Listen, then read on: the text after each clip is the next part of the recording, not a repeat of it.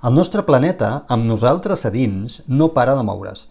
La translació, la rotació, la precessió, la nutació, els cicles de Chandler i molts altres petits moviments seculars que segurament han fet que la Terra sigui com és, perfecta per als humans.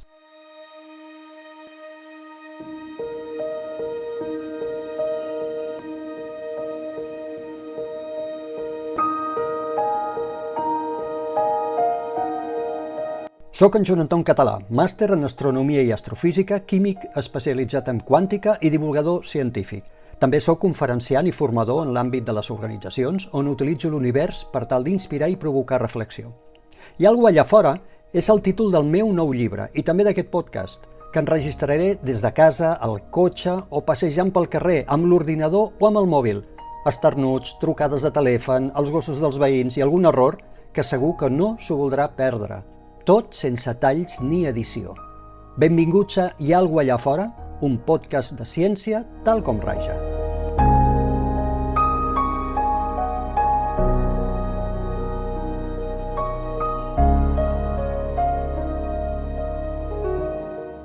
Episodi 36. Els moviments de la Terra. Hola, què tal? Com esteu?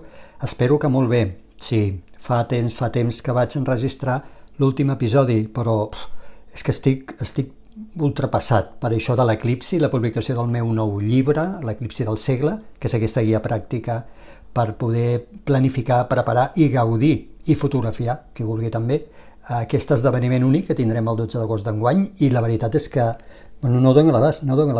Són bones notícies, això vol dir que hi ha molt d'interès a mitjans de comunicació, tots vosaltres també teniu molt d'interès, rebo constantment preguntes per e-mail o per WhatsApp o per xarxes socials, moltes de les quals la major part de les quals intento respondre-les, però vaig endarrerit i m'heu de disculpar, perquè no dono més, el meu temps ja no dona per més, però us haig de dir que m'ho estic passant molt bé, amb això de l'eclipsi, assessorant a molta gent, organitzacions, administracions públiques, en fi, m'ho estic passant super bé.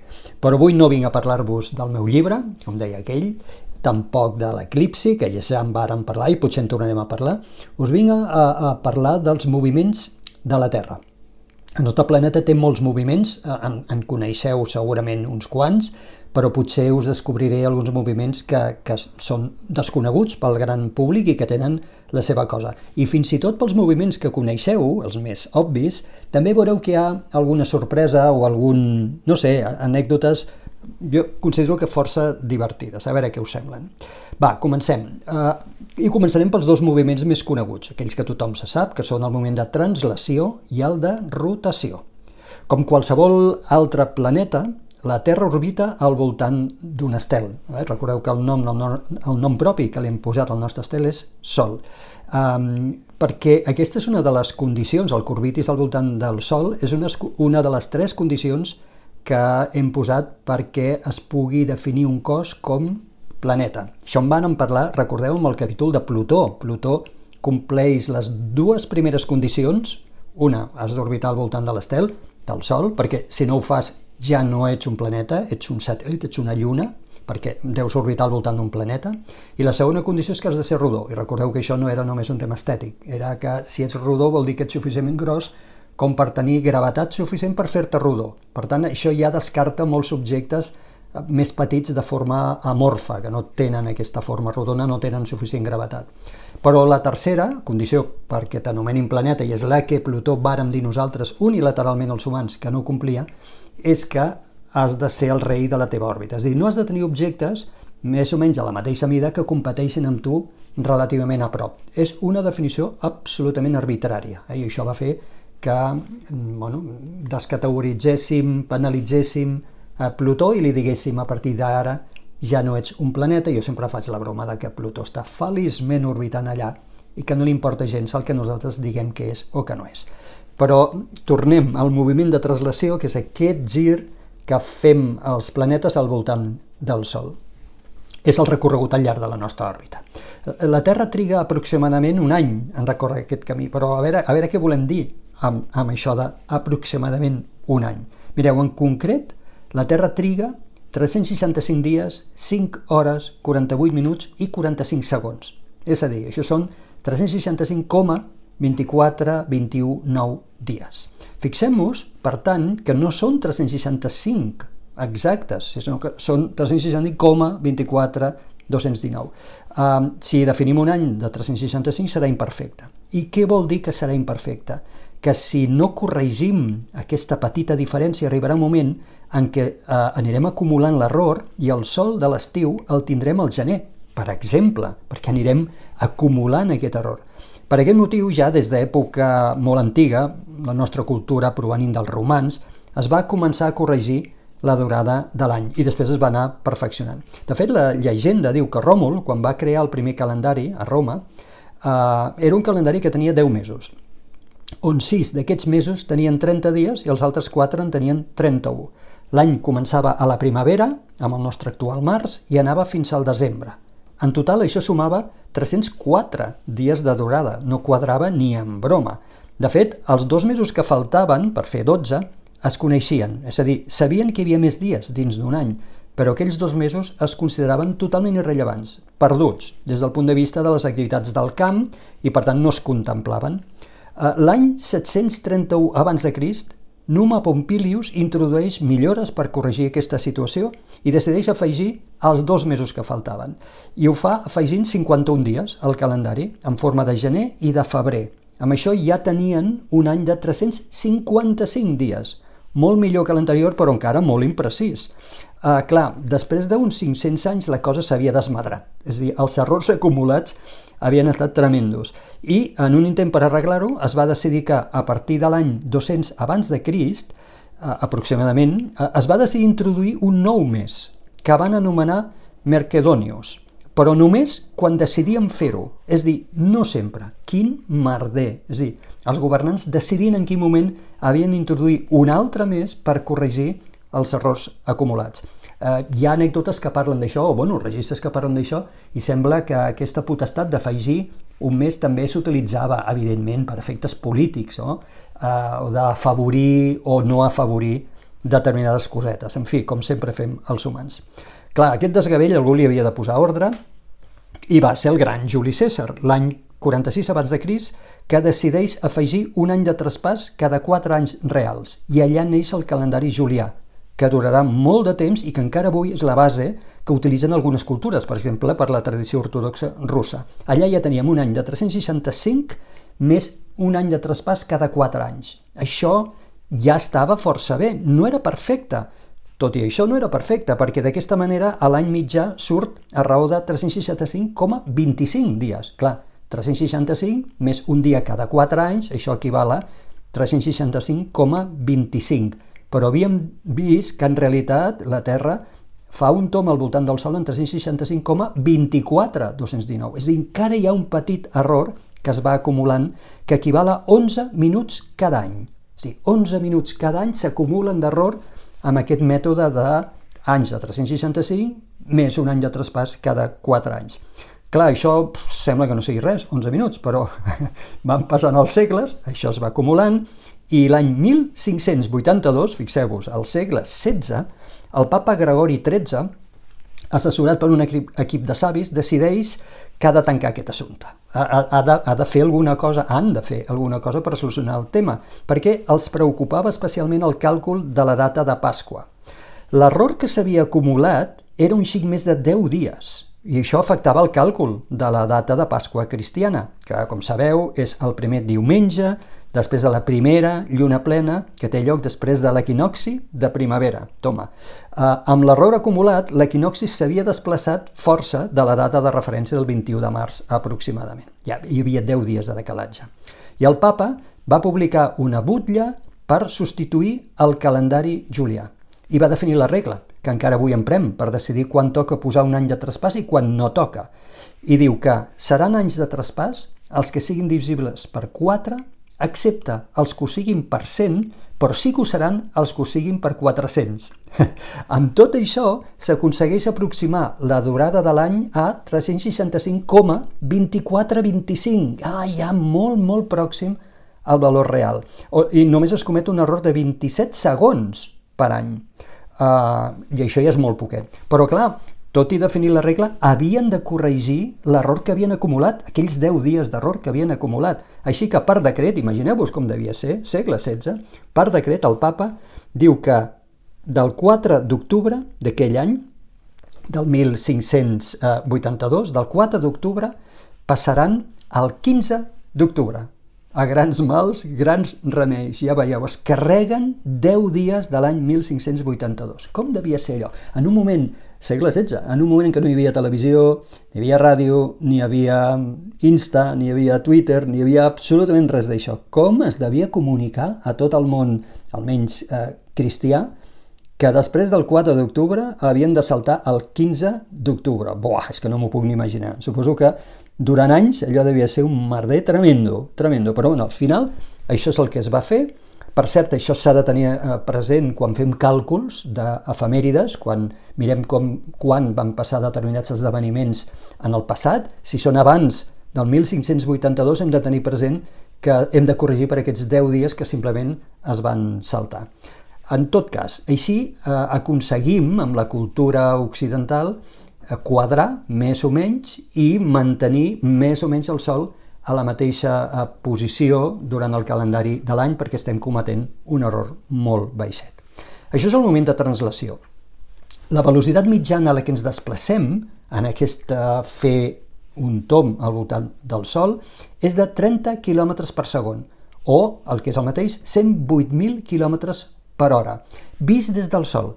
Recordeu que les velocitats són totes relatives. Ningú pot reclamar que es belluga o que està quiet. Tot és relatiu respecte a algú altre que ho està observant. Per això jo us deia respecte al Sol. Respecte al Sol, la Terra es mou això, a 108.000 km per hora de velocitat al llarg de la seva òrbita. I aquest període de translació i la velocitat a la que es mou el planeta estan fixats, són paràmetres que estan fixats per les lleis de la física. Només depenen de la distància al Sol, no depenen ni de la massa que té l'objecte, en aquest cas la Terra, ni de la mida, ni del color, ni de res més. És a dir, que una petita pedra situada en el mateix lloc de la Terra, a la mateixa òrbita que la Terra, trigaria exactament també un any i es mouria exactament a la mateixa velocitat al voltant del Sol. Això és molt important entendre-ho, perquè és curiós, però sí, la física ens dicta que és així, ni depèn de la massa, pot ser un planeta tan gros com la Terra o una pedreta petita, situades a la mateixa òrbita, si comparteixen la mateixa òrbita es mouran exactament a la mateixa velocitat. També recordem que les òrbites dels planetes no són pas circulars, sinó el·líptiques. Això ens ho va descriure Kepler i després ens ho va confirmar matemàticament Newton, també al segle XVII. Això vol dir que hi ha moviments a l'òrbita de la Terra, que hi ha moments a l'òrbita de la Terra en què ens trobem una mica més a prop del Sol i altres que ens trobem una mica més lluny del Sol. Això es diu periheli, periheli és el punt més pròxim al Sol, i afeli, el punt més llunyà del Sol dins la nostra òrbita. Mireu, la distància mitjana Terra-Sol és més o menys d'uns 149 milions de quilòmetres. Quan ens trobem a l'afeli, que és aquest punt més allunyat del Sol, ens trobem a 152 milions de quilòmetres. I quan ens trobem al periheli, el lloc més acostat al Sol, som a 147 milions de quilòmetres. Per tant, la diferència és petita, però estem parlant de milions de quilòmetres. Dèiem, 149 milions és la distància mitjana, no? Doncs quan som més lluny, som a 152 milions, i quan som més a prop som a 147 milions. Per tant, aquí hi ha 2-3 milions de quilòmetres de diferència. Tot i això, que això sembla molt, no? Aquesta variació de distància no és la causa de les estacions de l'any. Això també ho vàrem explicar. Té un efecte minúscul. Les estacions de l'any a la Terra són provocades pràcticament només per la inclinació de l'eix de la Terra, perquè la Terra gira inclinada. No pas per aquesta diferència, que, tot i que sembla molt grossa, 2-3 milions de quilòmetres, és irrellevant des del punt de vista de les temperatures a la Terra, de les estacions de l'any. Bueno, aquest és el moment de translació. Més o menys això ja ens ho coneixem. Potser aquí el que és interessant són aquestes anècdotes històriques, no?, de com es va arribar a definir la durada de l'any. Segon moviment, molt conegut també, el moviment de rotació. La Terra gira sobre si mateixa, igual com fa qualsevol altre objecte del sistema solar. De fet, aquest moviment de gir és interessant, aquí faig un parèntesi, perquè la formació del sistema solar, en general, la formació d'un sistema estel·lar, es succeeix en un disc de material que gira. I allà es van agregant petits fragments, primer s'agreguen, després xoquen, i així és com van creixent objectes, i com es va netejant aquest disc de material. Primer es forma el Sol al mig, i després neixen planetes, llunes i milions d'altres objectes que anomenem asteroides i cometes. Aquest gir que hi havia a la nebulosa original, al disc original, ha de conservar-se. Recordeu que també hi ha una llei de la física que vàrem estudiar a l'institut, que es diu la conservació del moviment de gir, que és el mateix que un patinador o una patinadora sobre gel, que es troba girant molt de pressa, i de sobte arronsa els braços i en fer-ho comença a girar molt més de pressa sense haver de fer cap mena d'esforç. S'ha fet més petit, ha arronsat els braços, i la llei de la física obliga que hagi de conservar el moment de gir. Per tant, al fer-se més petit, ha de girar més de pressa per conservar aquest moviment. Això mateix s'ha passat en els planetes. Els planetes giren perquè també s'ha de conservar tot aquest moviment de gir que hi havia a la nebulosa original. La Terra realitza un gir complet en 23 hores, 56 minuts i 4 segons. 23, 56, 4. Clar, i et preguntes, i doncs, com és que hem agafat 24 hores com a base del nostre dia, si no 4 tampoc, hi ha 4 minuts de diferència. La qüestió és que al cap de 23 hores, 56 minuts i 4 segons, que és el que triga la Terra a girar, el planeta, la Terra, torna a mirar exactament cap al mateix punt de l'espai. És a dir, els estels els veuríem exactament en el mateix punt, però no el Sol, perquè mentre nosaltres ens hem mogut en aquests 23 hores, 56 minuts i 4 segons, mentre hem girat, també hem recorregut un trosset petit de la nostra òrbita al voltant del Sol, és a dir, també hem fet la translació, una mica de translació, un dia de translació. I per tant, quan mirem el Sol de dia, veiem el Sol en una posició diferent del cel. La perspectiva en què veiem el Sol és diferent. Els estels no, perquè es troben tan lluny, tan immensament lluny, que pràcticament és irrellevant des de la perspectiva en què els mirem. Però el Sol no. El Sol està suficientment a prop com perquè en un dia la perspectiva en què veiem el Sol projectat en el cel hagi canviat. De manera que necessitem afegir 4 minuts addicionals a la rotació de la Terra per tornar a conservar el Sol a la mateixa posició. Clar, no ens agradaria que no fos així, perquè, novament, tindríem un desquadre que s'aniria acumulant dia a dia i acabaríem tenint el Sol a mitjanit. Acabaríem tenint un Sol gran, gros, brillant a dalt del cel, en vertical, a les 12 de la nit o a la 1 de la matinada, cosa que no ens agrada, perquè aniríem acumulant aquest error. Per tant, hem decidit es va decidir a la nostra cultura, afegir 4 minuts més al que triga la Terra a girar, perquè el Sol torni a ocupar exactament, si fa o no fa, la mateixa posició en el cel. I hem definit el nostre calendari en un calendari solar, és a dir, la nostra activitat, tot això és perquè la nostra activitat està regida pel Sol. Altres cultures al món, sobretot algunes d'antigues, s'han regit pel calendari lunar, és a dir, els moviments de la Lluna. Altres n'hi ha hagut que s'han regit pel calendari sideral, aquest de volem que els estels tornin a ocupar la mateixa posició al cel. Això sí que quadra exactament amb una rotació de la Terra, però la nostra cultura, en general, la major part de les cultures no. Ens regim per l'astre rei, pel Sol, i volem que el Sol sempre torni a veure's en el mateix lloc, més o menys, del cel, a la mateixa hora. Per això hem definit un dia de 24 hores, però, repeteixo, no és aquest el temps que triga la Terra a girar, triga 4 minuts menys. A quina velocitat girem? Això és interessant, perquè depèn del lloc on et trobis. Per exemple, una persona situada sobre de l'equador gira a 1.670 km per hora, però aquesta mateixa persona situada sobre d'un dels dos pols gira a 0 km per hora. Ara imagineu-vos la rotació de la Terra, una bola que està girant sobre si mateixa, doncs l'equador, que és on hi ha més expansió, diríem, si és que està rotant amb un eix vertical, allà gires molt de pressa, però en canvi als pols estàs immòbil, estàs totalment immòbil, per tant, d'alguna manera, efectivament és com si giressis a res, a 0 km per hora.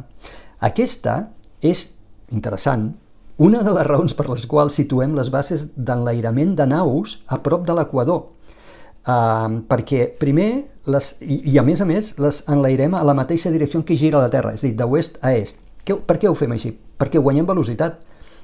Com que es troben aquestes bases a prop de l'equador, estem sumant velocitats, llancem amb la direcció en què gira la Terra i estem guanyant velocitats.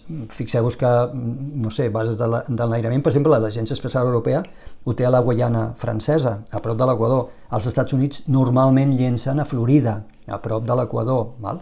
Sempre hem intentat triar aquestes bases ben situades d'aquesta manera. El que dèiem abans de les estacions, recordem que la Terra aquest gir el fa inclinada, és a dir, l'eix de rotació està una mica tombat respecte al pla de l'òrbita, està tombat uns 23 graus i mig, i això sí que és l'origen de les estacions de l'any, perquè això fa que els rajos de sol arribin amb inclinació una mica diferent sobre la superfície de la Terra en funció del lloc de l'òrbita on es trobi el planeta. A l'estiu de l'hemisferi nord, doncs aquí els rajos del sol arriben més en vertical i escalfen més, per exemple. Dir també que hi ha torsions entre la Terra i la Lluna que fan que hi hagi una variació d'aquest gir de la Terra. És a dir, la Terra no sempre pot mantenir la mateixa velocitat i el mateix període de gir que dèiem abans, no? de les 23 hores, 56 minuts i 4 segons. Per exemple, aquí els efectes més grossos de pertorbació són els que es realitzen mútuament Terra i Lluna per efectes de marea. Els efectes de marea, que a la Terra provoquen marees, a la Lluna no li provoquen marees d'aigua perquè no té aigua, però sí li provoquen marees de roca. Sí que provoca una deformació de la superfície de la Lluna, que per cert, això ha fet que la Lluna fa molts milions d'anys hagués decidit donar sempre la mateixa cara a la Terra, per mantenir aquesta deformació, aquest bulb de deformació de roca, sempre orientat cap a la Terra i no fer-lo girar, cosa que li provocaria tremendes torsions. Això, a l'efecte mutu de marees Terra-Lluna, fa que s'alenteixi la rotació del nostre planeta. És a dir, que el dia s'allargui, a raó de 1,8 mil·lisegons per segle. Això no és res, No és res, però s'ha de tenir en compte. 1,8 mil·lisegons cada segle que el dia s'allarga una miqueta. D'això també podem deduir, per cert, que quan la Terra i Lluna es trobaven més a prop, perquè en el passat es trobaven més a prop, aquests efectes eren molt més bèsties, tot i que en aquell moment el dia a la Terra durava molt menys que ara. Però això és en el passat. També hi ha altres factors que alteren la durada del dia. Per exemple, alguns que no haguéssiu dit igual, no? El canvi climàtic, o millor dit, l'emergència climàtica, perquè el que fa és causa de gel i això fa que es distribueixi de manera diferent les masses d'aigua en el planeta. I això té un efecte també sobre la velocitat en què gira el planeta. Fins i tot alguns terratrèmols, dels més grossos que hi ha hagut, també redistribueixen l'interior del planeta i s'ha pogut mesurar. I podríeu pensar, però per què el de gel, o per què els terratrèmols? Per què el redistribuir la massa, si al final la massa és la mateixa? Sí, però és el del patinador sobre gel. La massa és la mateixa, però en funció de com tingui els braços, de com distribueixi la seva massa, doncs afectarà més o menys a la velocitat de gir. Doncs això mateix passa. Els terratrèmols, d'alguna manera, no deixen d'arronsar el braç, de fer que la Terra arronsi els braços, comprimeixen una mica rona a la Terra, el mantell de la Terra o l'escorça de la Terra, i això també té efectes a la rotació. Molt petits, però s'han pogut mesurar. I ara fixeu-vos, també els humans estem modificant, l'emergència climàtica és per efecte humà, però vull dir també les construccions humanes afecten una mica rona a la velocitat de gir de la Terra. I el cas més paradigmàtic és la major pressa construïda, que és la xinesa, a la Xina, que es diu, és el pantà o la pressa de les Tres Gorges, que acumula tanta aigua que ha allargat la rotació de la Terra en 0,06 microsegons, segons la NASA. La NASA ho ha calculat i aquesta pressa ha allargat la rotació de la Terra en 0,06 microsegons. Increïble fins a quin punt construccions humanes també poden tenir un efecte amb coses seculars, no? Coses d'aquestes astronòmiques que sembla que siguin inamovibles. Aquí hem vist els moviments de translació i el de rotació, que són els que més coneixem. Ara en comentaré dos altres que són molt importants i que molta gent també coneix, o si més no, us sonaran, que són el de precessió i el de nutació. Mireu, l'eix de la Terra, a part d'estar inclinat, té un parell de moviments molt interessants, que s'assemblen molt als que fa una baldufa quan gira. Els més jovenets potser, no sé si sabreu el que és una baldufa, però els de la meva edat havíem jugat amb baldufes, i recordeu que quan gira inclinada, però fa uns moviments que ara veurem. I que són uns moviments que estan causats, en el cas nostre, de la Terra, per la torsió i pertorbacions que li produeixen el Sol i la Lluna principalment. En primer lloc, té un moviment que s'anomena precessió, que consisteix en el canvi a l'espai de l'orientació, que no la inclinació, a la que apunta l'eix. Com dèiem abans, l'eix de la Terra està una mica inclinat i sempre apunta cap al mateix lloc a l'espai. Aquesta inclinació sempre apunta cap al mateix lloc. Però no sempre, perquè hi ha aquest moviment de precessió, recordeu una baldufa al girar, que també li gira l'eix, també li va girant a l'eix. No només gira la baldufa, sinó que l'orientació d'aquest eix ara estava a la dreta i ara se'n va cap a l'esquerra i dona un tomb sencer, Aquest moviment és el que s'anomena de precessió i té un període de 25.772 anys. 25.772. Fixem-vos el que deia, no canvia pas la inclinació de l'eix. Per tant, això no afecta les estacions de l'any. Però, com que sí que canvia l'orientació de l'eix, sí que ens canvien cosetes. I quina coseta ens canvia? L'estel polar. Clar, perquè mireu, l'estel polar no té res d'especial. És un estel avorridot que simplement coincideix que la seva posició és just a on apunta l'eix de rotació de la Terra. És a dir, l'eix de la rotació de la Terra, si l'allarguem imaginàriament, va a apuntar a una regió del cel on, allà a prop, resulta que per casualitat hi ha un estel més o menys brillant, tampoc és que sigui molt brillant, que l'hem anomenat estel polar, perquè com que queda just sobre o molt a prop de l'eix de rotació de la Terra, d'on es projecta l'eix, en el pas de les hores que el cel gira perquè la Terra gira, aquell estel no gira. Per això ens roman fix al cel, perquè coincideix amb l'eix de rotació. Ell no gira, recordeu allò d'una persona situada sobre del pol, gira amb velocitat zero. I a més, és un estel que també, per trobar-se apuntada per l'eix de rotació de la Terra, ens indica el nord. En l'hemisferi nord l'utilitzem per orientar-nos i ens indica el nord. Però, clar, com que tenim aquest moviment de precessió amb quasi 26.000 anys, no sempre l'estel polar actual ha estat l'estel polar. Aquest gir que fa l'eix de la Terra, que fa que apunti a diferents regions del cel, ara resulta que tenim aquest estel que hem anomenat estel polar, Polaris, però no sempre ha estat.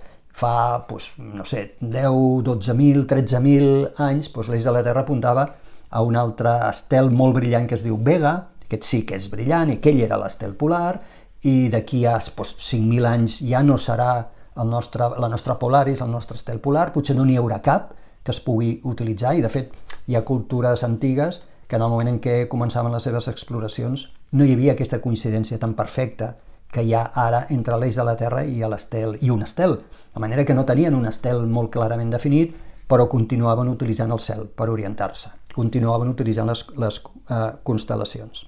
De fet, em vaig apuntar, mireu, d'aquí a uns 5.000 anys, fa 5.000 anys, l'estel polar era l'estel alfa de la constel·lació del Drac, un exemple, però hi ha hagut moments en què no n'hi ha hagut cap, vull dir que no hi ha hagut cap coincidència d'estel polar. Aquest és el moment de precessió, però tal com fa aquest moviment de precessió n'hi ha un altre, que és que el nostre planeta fa com un caboteig, una oscil·lació de la inclinació de l'eix. Aquí sí que hi ha una petita diferència a la inclinació de l'eix, és amunt, avall. Mentre va girant fent la precessió, l'eix també fa amunt, avall. I aquest és el moviment que anomenem de nutació, que té un període de 18,6 anys. 18,6 anys que fa com una mena d'onada, cap amunt, cap avall, mentre va girant amb 27.000 anys amb aquest moviment de precessió. L'oscil·lació és molt petita, aquest amunt i avall és molt petita, només uns 9 segons d'arc, que equival, perquè us feu una idea, a 83 milionèsimes parts de la mida de la Lluna plena vista des de la Terra. Per tant, és un moment super petit, però tot i ser petit, els càlculs astronòmics l'hem de tenir en compte, l'hem de tenir en compte. T'equivocaries moltíssim si no el tinguessis, i tots els programes de simulació, i tots els programes d'astronàutica, i tots els programes que utilitzem per calcular coses del cel han de tenir en compte també aquest moviment, a més del de precisió. És interessant que si no fos perquè tenim lluna i no tinguéssim un efecte estabilitzador de la lluna, aquest caboteig, la notació seria molt més acusada, i això faria que les estacions variessin de forma extrema. Recordem que, com que les estacions de l'any estan relacionades amb la inclinació de l'eix, si la inclinació de l'eix canvia, que és el que fa la notació, el canvia, això provoca diferències a les nostres estacions de l'any. Com més inclinat es trobi l'eix, més extremes seran les diferències entre estacions. Però us deia que la Lluna estabilitza aquest caboteig, estabilitza la notació. La parella Terra-Lluna s'estabilitzen mútuament i fa que el moviment de notació de la Terra sigui petit, com el que acabem de dir, molt petit, de manera que no té efectes a les estacions de l'any. Si no fos perquè hi ha Lluna, segurament aquest caboteig, aquesta oscil·lació de l'eix de la Terra amunt i avall, seria molt més grossa i tindríem efectes molt més importants a les diferències entre estacions i probablement nosaltres no seríem aquí. Perquè, clar, la vida a la Terra s'ha desenvolupat de la manera que s'ha desenvolupat perquè hi ha hagut l'escenari que hi ha hagut. Només que tu canvies aquest escenari, vés a saber si hi hauria vida, probablement sí, però en tot cas la vida hagués estat diferent i hagués desenvolupat de manera diferent.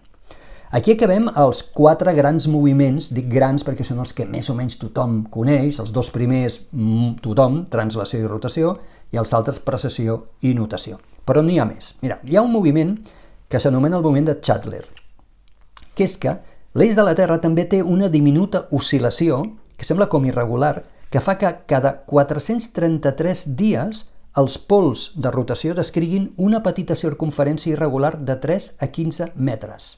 A veure, situem-nos, imagineu-vos que som drets en un dels pols de la Terra va girant i és com si l'eix de rotació de la Terra entrés pels nostres peus i sortís pel nostre cap. Ens trobem exactament sobre de l'eix de rotació de la Terra. Doncs resulta que aquesta oscil·lació, el moviment de Chandler, fa que a cada 433 dies, si poguéssim veure dibuixat al terra l'eix, que ja us dic, començaríem tenint-lo sota dels peus, veuríem que es va movent com d'una manera irregular, fent ara se'n va cap a la dreta, ara se'n va cap a l'esquerra, ara s'allunya de nosaltres, ara es torna a acostar, amb una superfície d'entre 3 i 15 metres, és molt poquet, però és mesurable, cada 433 dies. I després torna a repetir aquests moviments cada 433 dies.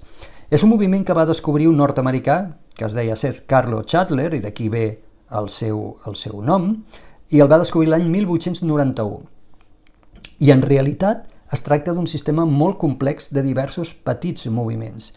En desconeixem exactament les causes, però creiem que segurament estan relacionades amb el moviment de les masses d'aire, dels oceans o fins i tot moviments que hi hagi a la superfície del nostre planeta. Moviment de Chandler. Val? Un altre moviment, la precessió del periheli. Atenció, una altra precessió. Abans explicàvem que l'òrbita del planeta, que el planeta té una precessió, que és cap a on apunta el seu eix, però això és una altra precessió. És la precessió d'on es troba el periheli. Recordeu, periheli és el punt més pròxim al Sol, a l'òrbita de la Terra, amb l'el·lipse. Doncs bé, la posició del periheli, la posició d'aquest punt més acostat, i per tant també del punt més allunyat, canvia molt lentament i es va desplaçant al llarg de l'òrbita. És com si girés, com si l'òrbita anés també girant i canviant la seva orientació.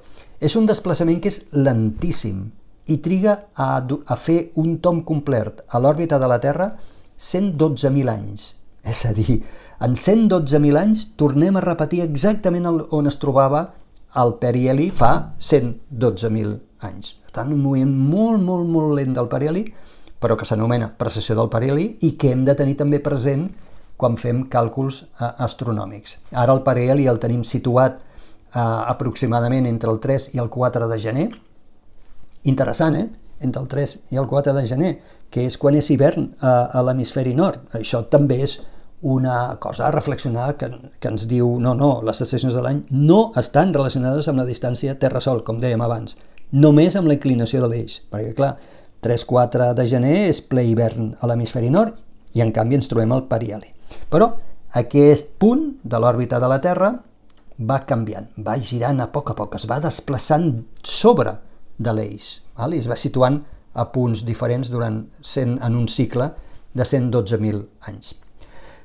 Hi ha altres variacions dels paràmetres orbitals. Paràmetres orbitals és com és la nostra òrbita i són causats per petites pertorbacions que provoquen efectes combinats dels altres planetes del sistema solar. I els paràmetres de l'òrbita de la Terra pateixen les conseqüències d'aquestes pertorbacions al llarg de cicles molt llargs, seculars, al llarg de molt de temps. I aquestes irregularitats, que ara en diré alguna, se sobreposen a tot el que hem explicat ara. Són variacions molt petites i molt lentes. I el conjunt d'aquestes variacions es coneixen en el nom de cicles de Milankovitch, un científic serbi que va intentar trobar explicació als canvis climàtics que la Terra ha patit al llarg de la història, com el cicle de glaciacions, és a dir, per què la Terra en alguns moments han tingut glaciacions, no? I com va sortir la Terra d'aquestes glaciacions. De fet, aquest punt, el dels cicles climàtics a la Terra i les glaciacions, encara no l'hem aconseguit explicar del tot, que consti, però podria haver estat, i de fet es creu que estan relacionades, aquests períodes estan relacionats amb aquests canvis que ha patit per pertorbacions l'òrbita de la Terra. Tot això és molt complicat de calcular. Clar, les variacions dels paràmetres orbitals de la Terra al llarg de milions d'anys en el passat són super complicats de calcular. Els podem calcular amb un rang d'uns centenars de milers d'anys en el passat. Podem rebobinar uns centenars de milers d'anys en el passat, però quan ja rebobinem molt més ja cometem molts errors, perquè, com us dic, això depèn de pertorbacions d'altres cossos del sistema solar i, per tant, hem de també rebobinar les seves històries, les quals també depenen de la posició relativa d'altres cossos. En fi, això és super complicat. Però, que sapigueu, l'òrbita de la Terra, els seus paràmetres orbitals, que vol dir l'excentricitat, per exemple. L'excentricitat és com d'el·líptica és l'òrbita, comparat en una rodona, que seria una circumferència perfecta. Una el·lipse està una mica com aplanada respecte a una circumferència. Com més aplanada està, més excentricitat té. Doncs l'excentricitat de l'òrbita és un d'aquests paràmetres que ha patit variacions lentes i petites al llarg de la història del planeta. La distància mitjana Terra-Sol és un altre dels paràmetres que pot haver patit modificacions. En fi, aquests són els paràmetres principals de l'òrbita de la Terra que segurament han estat pertorbats per altres cossos. I, per acabar, clar, també podríem mirar altres moviments que la Terra té heretats perquè algú li ha traspassat. Per què? Per exemple, també la Terra participa del gir que fa el Sol al voltant de la galàxia. Recordeu que tot gira i al final la galàxia també té un centre i els 400.000 milions de sols, d'estels, que formen la Via Làctea, giren al voltant d'aquest centre de masses comú. I això es completa, a la posició on es troba el Sol, es completa un gir complet al voltant de la galàxia en 226 milions d'anys. 226 milions d'anys al voltant de la galàxia. Això fa que, quan el Sol ho fa, arrossega a tots els cossos del sistema solar. Arrossega la Terra, també. Per tant, la Terra fa aquest gir en 226 milions d'anys al voltant de la galàxia. Això és molt xulo, perquè si poguéssim visualitzar, cosa que no podem fer, perquè primera hauríem d'estar molt lluny i segona hauríem de ser capaços d'enregistrar durant milions i milions d'anys el moviment que ara us explicaré per poder-lo passar de pressa, accelerat, i llavors veuríem aquest efecte que ara us dic. Però l'efecte seria contemplar, veuries el Sol movent-se, circulant, girant al voltant de la galàxia, arrossegant els planetes, arrossegant la Terra, mentre la Terra continua girant al voltant del Sol i fa tots aquells moviments que dèiem. Per tant, el que veuries des de fora seria el Sol, que passaria, zoom, i al darrere veuries la Terra que l'intenta seguir fent com unes ondulacions, que és aquests moviments, aquests girs, intentant atrapar el Sol, que arrossega tots els planetes del sistema solar. És molt xulo vist des de fora, si ho poguéssim veure des de fora. Recordeu que tot això és relatiu, per tant ens hauríem de situar en un punt de vista relatiu. Nosaltres això des d'aquí, òbviament, no ho veiem. Però sí que notem els efectes de tots els moviments que us he explicat. Per tant, resumint, ja veieu que hi ha un munt de moviments i n'hi ha molts altres que els hem agrupat, que simplement hem dit, ostres, aquests són molt irregulars, depenen de moltes coses que no podem calcular i fan cicles al llarg de períodes molt llargs, de desenes, de centenars de milions d'anys, que són els cicles de Milankovitch, que us deia. I altres moviments sí que els hem pogut estudiar, els tenim superestudiats, com el de rotació, el de translació, el de precessió, el de nutació, també la precessió del periheli, els moviments de Chandler, aquests els tenim força estudiats, però després tenim tota aquesta altra categoria de moviments que us he explicat molt difícils. Ja veieu, ens movem constantment, tot i que no ho sembli. Carai, quan ho penses, no? I en tots els efectes i les velocitats que us acabo de dir, que són velocitats relatives, i com ens veuria un observador des de fora, veuria que no parem de bellugar-nos. Diria, ostres, aquests humans, aquest planeta Terra, no sé, té el Parkinson o no sé què té, perquè no para de moure's i en alguns moviments que són molt divertits i irregulars. Ho deixaré aquí. Espero que us hagi, com sempre, que us hagi agradat aquest episodi. Com sempre, també us agraeixo molt que m'escolteu, ja sabeu que em podeu fer arribar comentaris, de fet me'ls feu arribar freqüentment, i que també us demano que us subscriviu, perquè és una manera d'indicar-me de pujar un dit, no? De fer thumb up, que es diu, i dir-me, molt bé, Joan Anton, continua fent aquests podcasts que ens interessen. Apa, cuideu-vos. Adeu.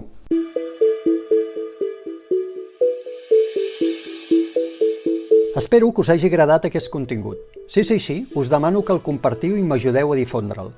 Si voleu més detall sobre les temàtiques tractades, podeu consultar alguns dels meus llibres o els continguts que genero amb els mitjans de comunicació amb què col·laboro.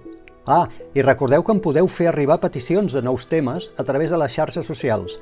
El meu perfil, tant a X com a Instagram, és @estelsplanetes.